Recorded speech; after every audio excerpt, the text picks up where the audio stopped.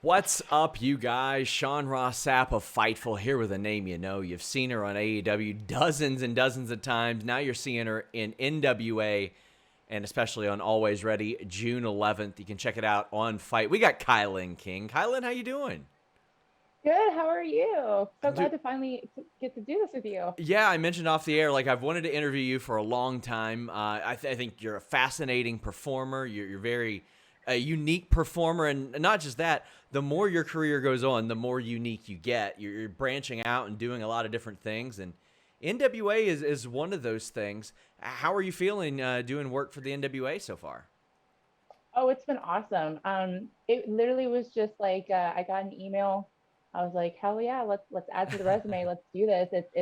It's a company with a lot of history to it. I said it would be an honor to get to what's the word to regulate my name with them. So I showed up and they just, it's a phenomenal place to work at. They really love their wrestlers and they really love to tell stories and put on a good show for their fans. And, it was just really cool. And now I get to find myself in this position. So that's even cooler. So,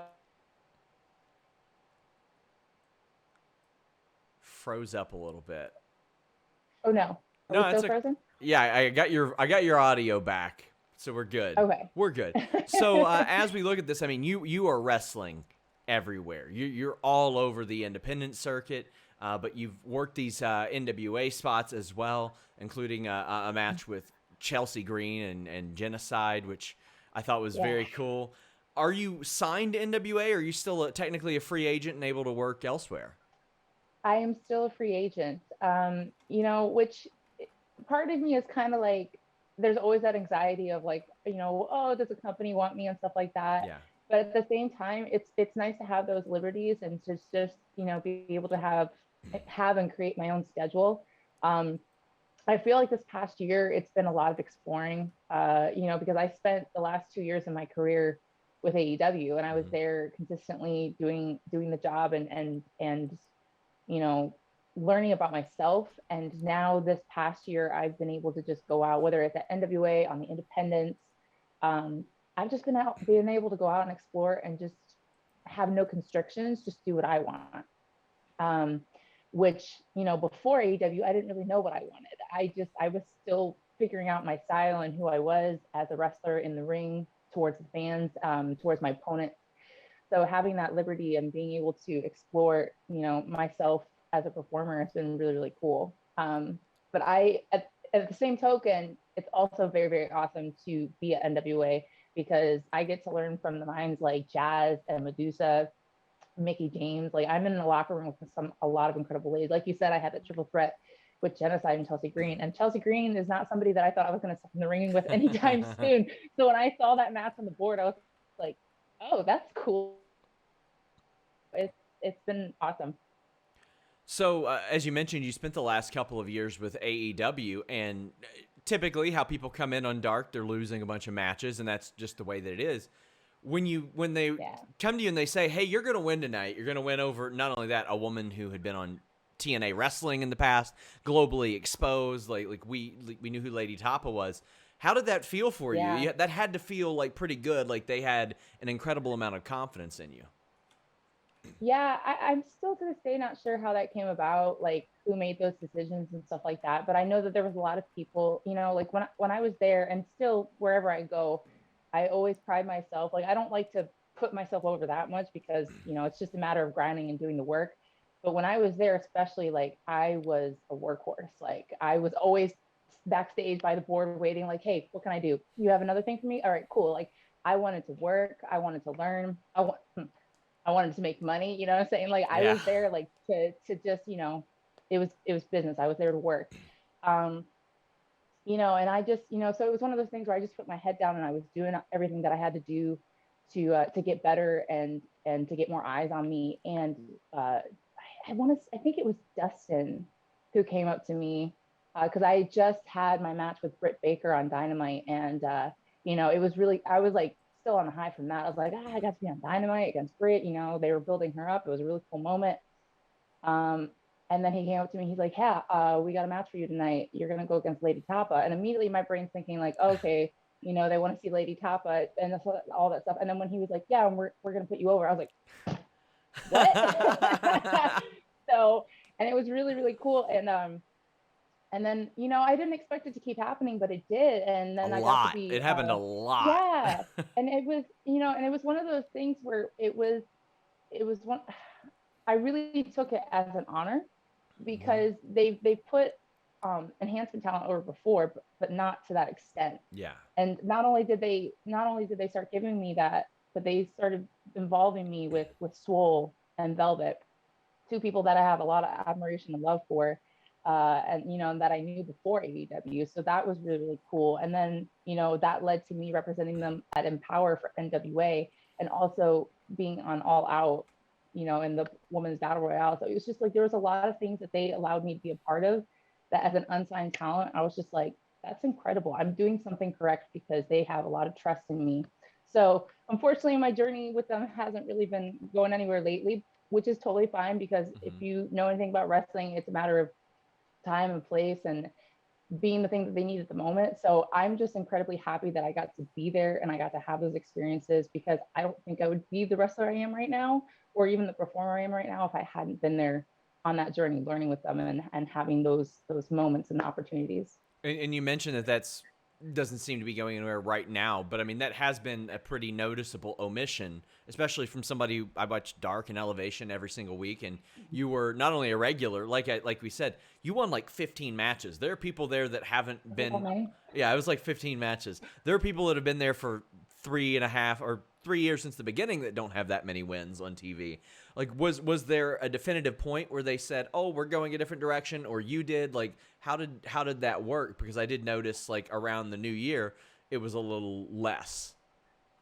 I mean, as far as I know, me and AEW are good. It Okay, just good. got to a point. Yeah, it just got to a point where no contract had been offered. There had been no talks about it. So I was, and I was starting to get, emails from NWA and stuff like that. And there was a lot of companies on the independents who really wanted to put their titles on me and have me be very regular there, and work storylines. And that was the point that I wanted to switch into. Like I didn't want to just have matches anymore. I wanted to have storylines. I wanted to have feuds. I wanted to start leaving little marks in my wrestling career where 10 20 years from now people can go back and be like, oh, that feud was so great. They hated each other and they made me believe that. And so that's the point in my career that I'm at right now. I just having a match to have a match was not something I wanted.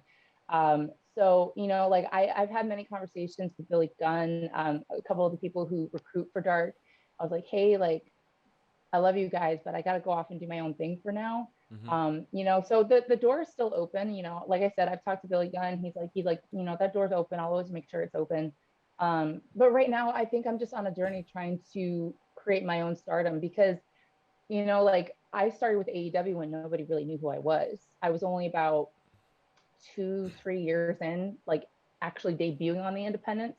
So while, I was getting a lot of recognition while I was at AEW, I really still was nobody. And so right now it's the point in my career where I've got to make people understand, like, okay, yeah, I was a nobody, but I'm going to become somebody, and then we'll just see where I end up. You know what I mean? So, And it doesn't seem like they hold that against anybody when they're like, oh, no. I want to go on this different path. I've heard tons of wrestlers tell me that, where they're like, I'm very fortunate that I got to appear on Dark or this or that, but they understand that that's not everybody's path and that doesn't necessarily work for everybody. Yeah, because everybody's on their own journey. Everybody has different desires and expectations for what they want to see in their career and what they want to become as a performer and as a wrestler. And if you go to a company and that spot isn't isn't there for you at that current time, there's no shame in saying, hey, I need to go somewhere else where I can become that kind of how do I phrase myself? To get yourself to that level, sometimes you got to go somewhere else to build yourself up to that level. That way, if your journey comes full circle and you go back to that company, they're like, all right, now you're ready for this spot. Because sometimes, they have different visions than you have. And there's nothing wrong with that, because wrestling is very subjective. Everybody has a different idea of where things need to go. So, and I think that was part of mine too. It's just like, I felt like I was ready to go to the next level and have storylines, but I was still, I was still nobody. So I had to go out and start showing people, like, hey, If nobody's going to put camera in front of me, I'm going to put the camera in front of myself, and I'm going to show people that I'm not just a good wrestler, I'm a storyteller too. So that's where I'm at, and I think that's where a lot of people are at too, because sometimes, you know, if the camera doesn't get put on in front of them and they have all these ideas going on in their head, they got to go somewhere and they got to do it. That way they can explore and experiment and see what works and what doesn't. And not only that, I mean, I mentioned how not only that your look is unique, your work is unique, you have this aura about you. It's okay to go explore that, and if you ever feel like you want to go back, it seems like they'd be more than happy to bring you back. You had like 40, 50 matches with them as well. And we've talked about AEW and NWA. There's a bit of a hybrid of that. You effectively represented AEW last year at Empowerrr with Red Velvet. What was, I mean, that had to feel good too, that they called upon you to do that. And it was very clearly an important thing. And you got to do it with Red Velvet, who you worked with a bunch. Yeah, she's one of, she's one of my best friends. So like, I remember the day we were at tapings, I was in the bathroom getting ready for a match, and Velvet came into the bathroom and she found me. She's like, "Hey, Christopher Daniels is looking for you." And like, Christopher Daniels doesn't look for people, at least not for me that often. Like he would come and find me and like give me some critiques about my match the night before, but like actually like searching for me, like that had never happened before. So I'm sitting there going like, "Oh no, what did I do? Am I in trouble?" Like I was like, I remember I just immediately started shaking. I was like, "Why does Christopher Daniels need to see me?" So I went out into the hallway. He was there, and then like Velvet was about to go run off, and he's like, "No, no, no, no, I need you too." And she was like, "Oh, okay." So so we both stopped and we talked to him, and then that's when he told us like, "Hey, we'd like you guys to go represent us at the Empowerrr pay-per-view, the All Women's pay-per-view." And her and I were just like, and I remember he phrased it like, "Let me know what if you want to do that." And her and I are just like, "Yes, we want to do that. Like, we don't need to give you time to think about it. Like, yes, we want to do this." So it was really cool. And I always tell people, like, I always appreciate the fact that it was her that I got to do that with, because like I alluded to earlier, her and I knew each other before AEW, and we had it was one of those friendships where the moment we met each other, we kind of knew like we get each other, we like each other. So the fact that we got to end up in AEW together, and then we got to start tagging together, and then we got to be on our first pay-per-view together as a tag team, I was like, how cool is that? So it was I feel like I use this expression so much, and I apologize, but it was a full circle moment. Like I love seeing those kinds of things happen, where it's like something feels special but you don't know why, and then all these things happen and it comes back to fruition, and you're just like, that's why, because we were meant to do big things together. So it was really cool. And speaking of big things, you got Camille at Alwayz Ready. I know you've wrestled her before. How did you feel like your chemistry was in the ring? Because, like, as we'll get into, there's not a lot of people that can match up with you physically, and she's one of them that can. The first time we ever stepped in the ring together, it was definitely a new experience, because like you just said, I don't step in the ring with big girls that often. I think the only other girl that I've wrestled that is really my size, actually quite two girls that I've wrestled that are really my size, was Savannah Evans and maybe Sawyer, yeah. Sawyer, yeah. Actually, she's bigger than me. I saw her backstage at GCW, and I was like, oh my gosh, like photos didn't do it justice. Yeah. So yeah, like it doesn't happen that often. So it was very, very cool. Or it is going to be very, very cool. Because, and I think too, the fact that NWA is presenting the story that we both come from the same stomping grounds. We both have the same trainers, the same veteran minds gave us our knowledge in this business. So the fact that we went off on two very different journeys, two different companies, two different times of exploring and figuring ourselves out. And now, like, when we're in a point in our career where we're really thriving, we get to come back and have this big title match together. And you mentioned it earlier, like there's not a lot of women right now in wrestling that are 6 feet plus. I remember meeting Jessamine Duke at an MMA fight like 10 years ago here in Kentucky, and I was like, you should get into wrestling, because 6 foot athletic women do not grow on trees, especially in wrestling. No. I think it'd be unique. Now we're seeing it a little bit more. Like Allison Kay has been around for a while. There's yourself, there's Sawyer, there's Camille. Yeah. Like there are a few of them, and not only that, it's the the athleticism isn't compromised as a result of this at all. Like, it's not like you're dealing with somebody who can't do anything. Like, you guys are Yeah. capable of so much. I mean, how did that affect your training compared to everybody else?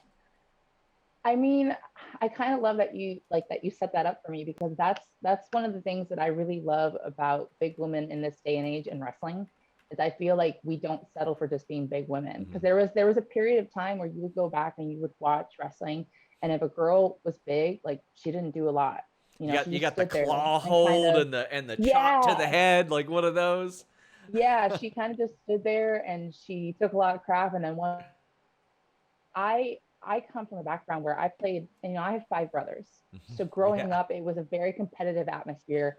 Any sport that I could get my hands on, I played it. And then, of course, when I got into my more adult years, I got into MMA, a style called Kwamukan Karate. And I did a lot of judo and jiu-jitsu, and I competed in a lot of kumite. So like I did a lot of sparring and stuff like that. So when I got into wrestling, I didn't just want to be a big girl. I wanted to be very much a hybrid wrestler. And I love the fact that I'm not the only big girl these days that feels that way, because now when we do have these big girl matches, there's so much more to bring to it.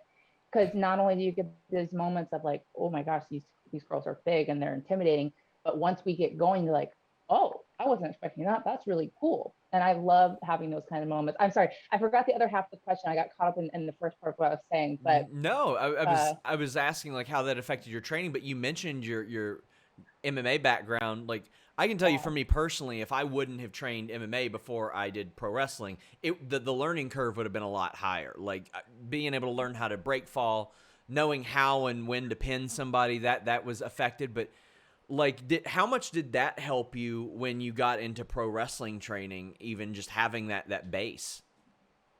yeah, understanding how to like roll and how to throw your body down, that helped me tremendously, especially with judo, because Oh judo, you yeah. know, you got to learn how to slap out. You know, if somebody does some kind of crazy throw, you got to learn how to tuck and roll and do all these kinds of things.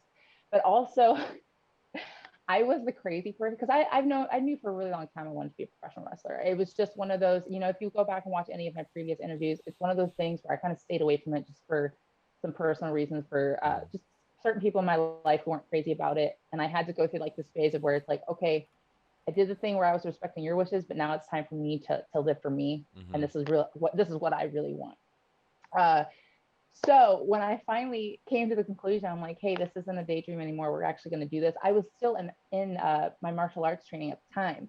So I was the crazy person who would go on YouTube, look up professional wrestling drills, Yeah. and then I would go to my dojo, and as best as I could, I would replicate what I saw.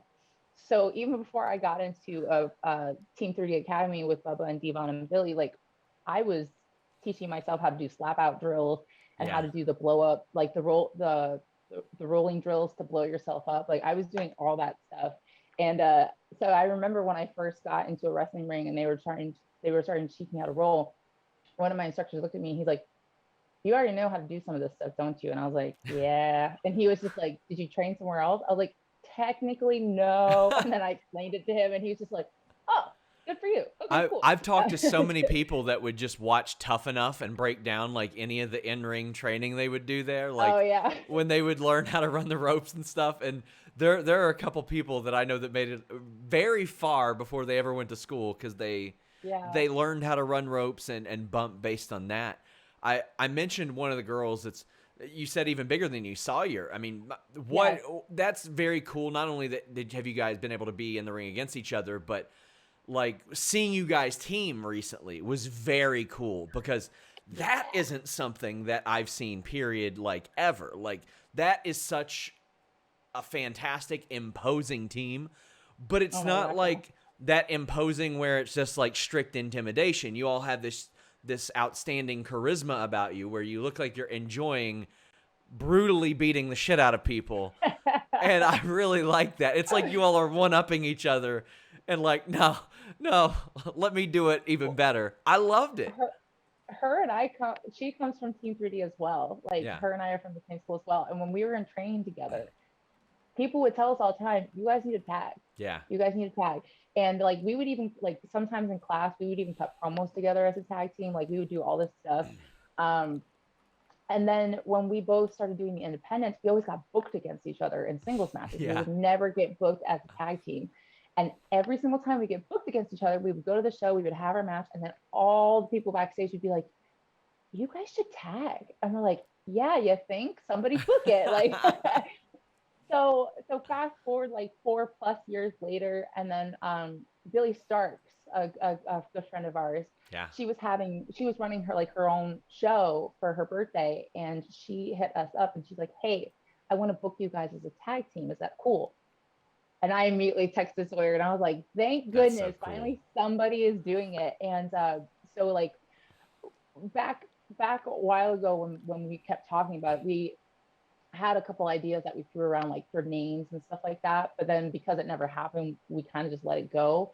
And then once we got the text from Billy, Sawyer immediately texted me and was like, hey, these are the names that I remember. Which one did you like the most? And the Overreactors one was the best because her and I are both like very adamant feminists.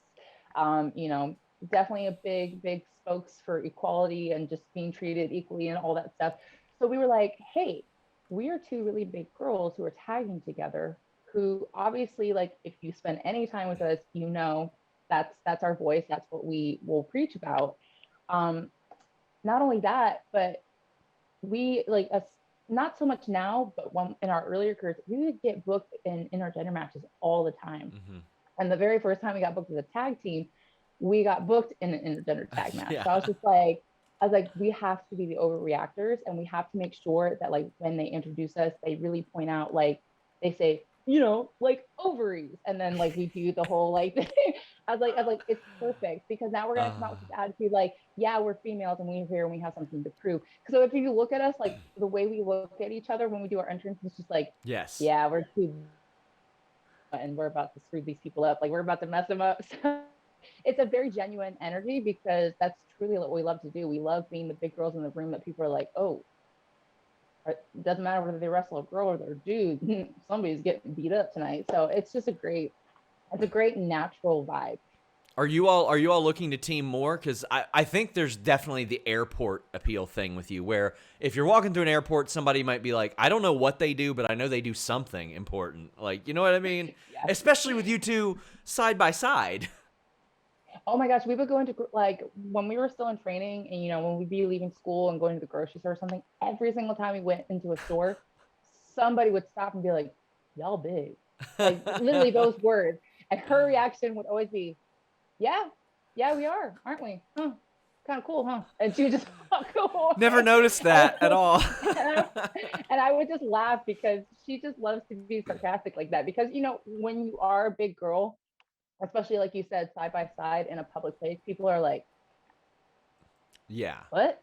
So it just, the fact that we would always get comments like that, it just got to a point where it's like, yeah, holy crap, we are kind of big, huh?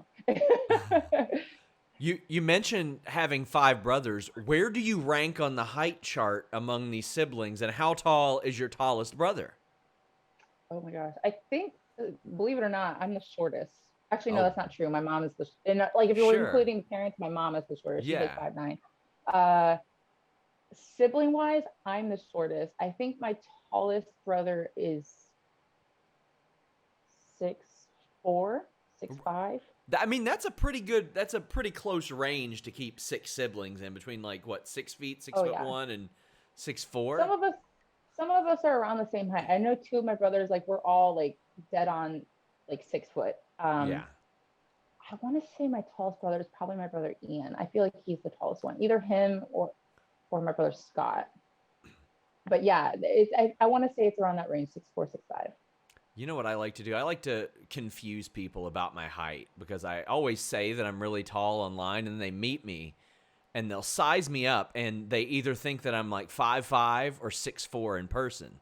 So when they meet me and I'm just a normal height, they're very thrown off. But then I'll like get Layla Hirsch to take a picture of her standing on a chair next to me or something. Like I just like to, it's just fun to mess with people, because I can always see them like doing the, how tall are you really? Like, what shoes are you wearing type of thing.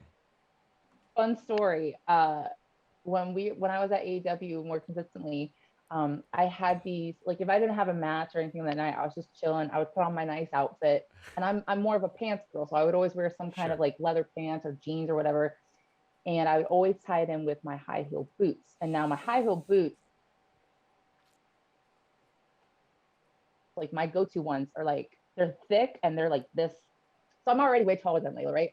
So whenever I didn't have anything going on and I wanted to look nice, I would put those boots on. And every single time I would walk backstage with those boots on, she would just stop, look at me, and be like, "Screw you," and just walk away. She's like, "Take those off. Go take those off.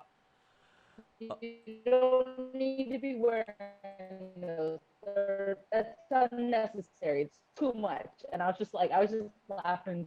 And then she would finish it with like, why did you put those on? Like, because I can. Sometimes I would just put them on just to make her mad because it was just her reaction was. Oh, she's wonderful too. She's wonderful. She's a fun. Hope she heals up soon. Oh my gosh, yeah. A reminder, guys, NWA Alwayz Ready, June 11th. As we wrap up, I would love to know, like, anything more about your experience in training at Team 3D. Like, I don't know how much time that you spent, like, specifically with a Bubba Ray or a Devon together individually, but maybe some of the background in training there. Yeah, so when I moved to Florida, I wasn't 100% sure where I was going to go. My instinct was just to move to Florida, and then I was very lucky to have met somebody at my gym who trained at Team 3D. And so when I got there, right away, you can just tell, like, this is legit. This is the place I need to go, because they do not joke around with their training. It was, you would show up, you would stretch and do core for like 20 minutes. Then you would spend the next hour and a half doing drills. And it was like this little room in the back of an old school gym that had no AC, just one or two big fans to keep the ring dry and stuff like that. So you would do drills, and these drills were like in and out of the ring, lifting weights, doing more stuff, like could barely breathe kind of thing. And then once all that was done, then you would get in the ring and you would work on wrestling. And their regimen was very like broken down and very strict, because they wanted to make sure that anybody who left their school and was representing not only the school's name but their names knew what they were doing. Yes. That they would represent them well. I was there for almost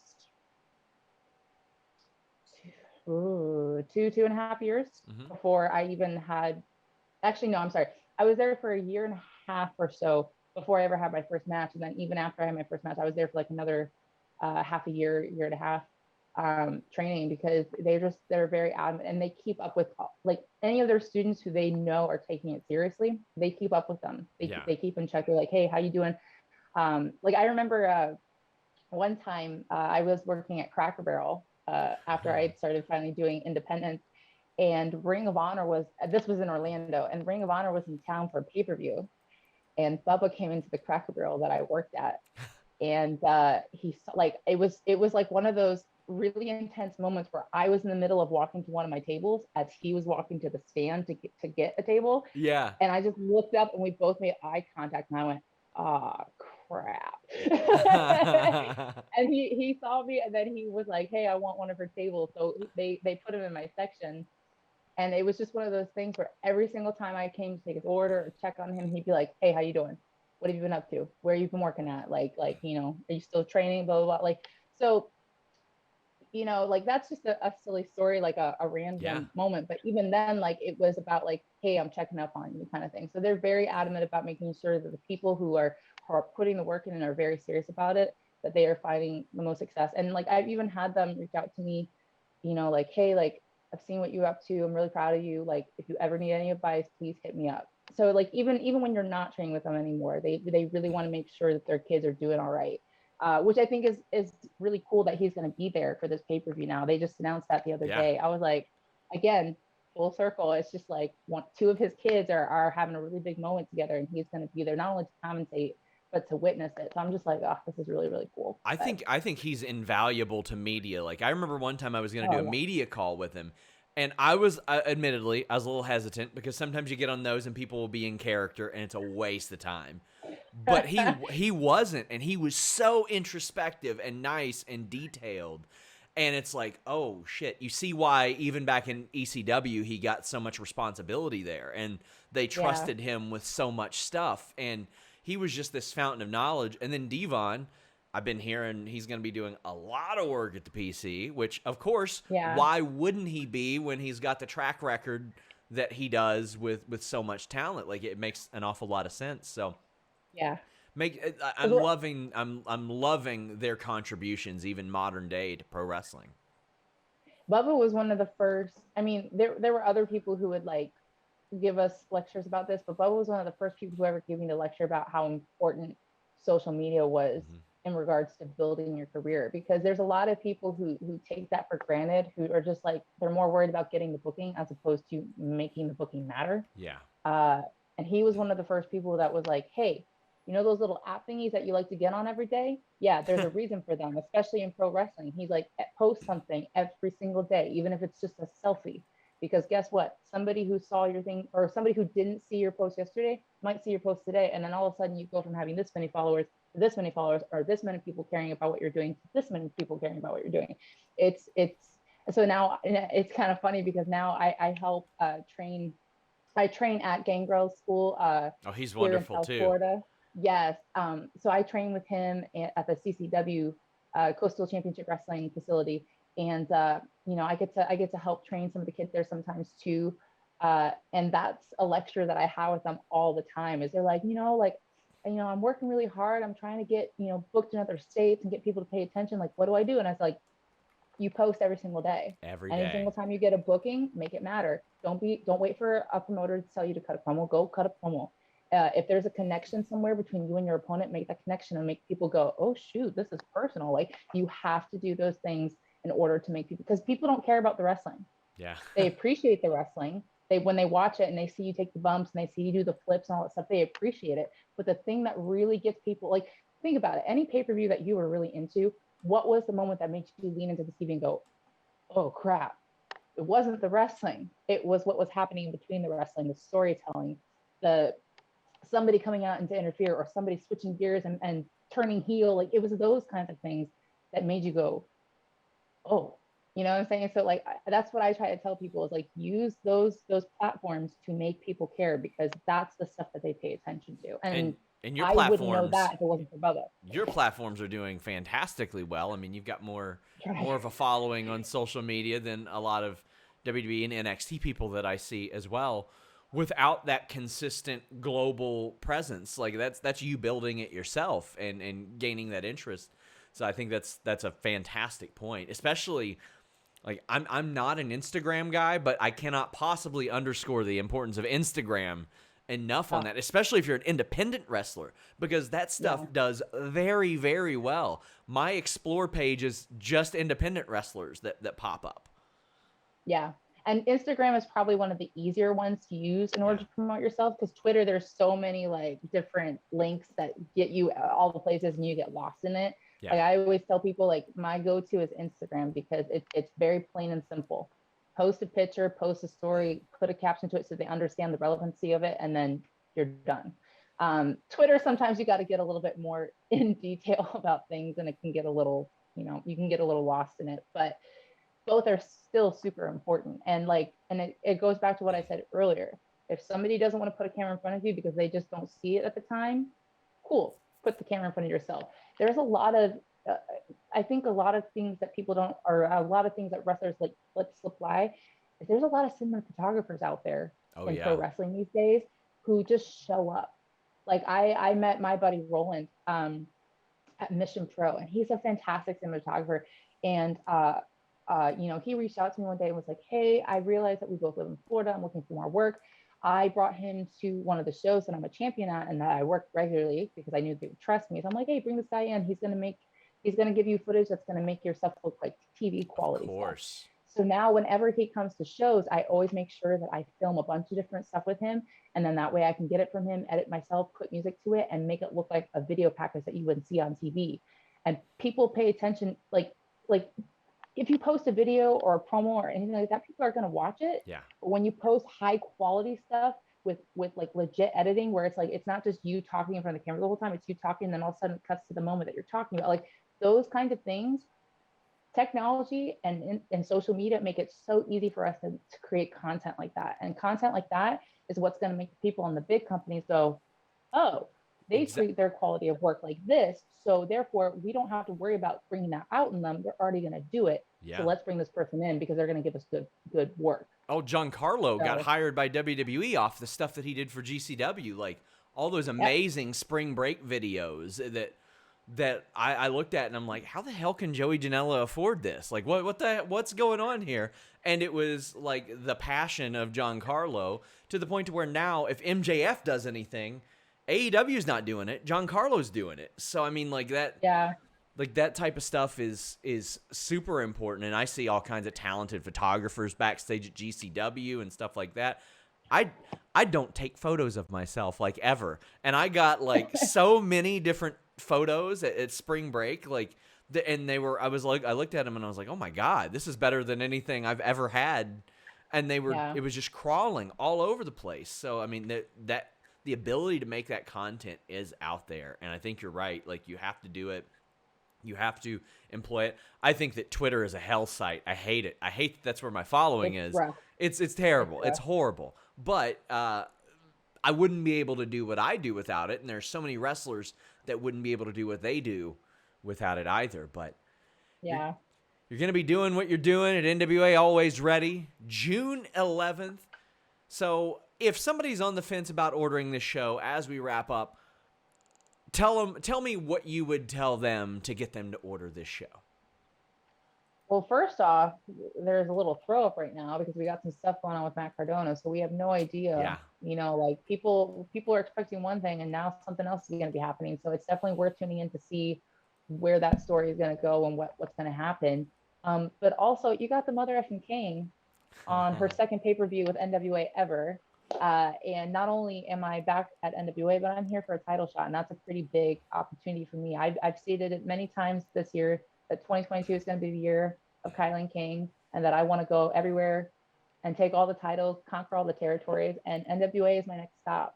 And we have a really cool story between Camille and I, where like we said earlier, we come from the same stomping grounds, we've learned from the same veterans in this business, and now we get to tell that story of, you know, who's the better opponent that day.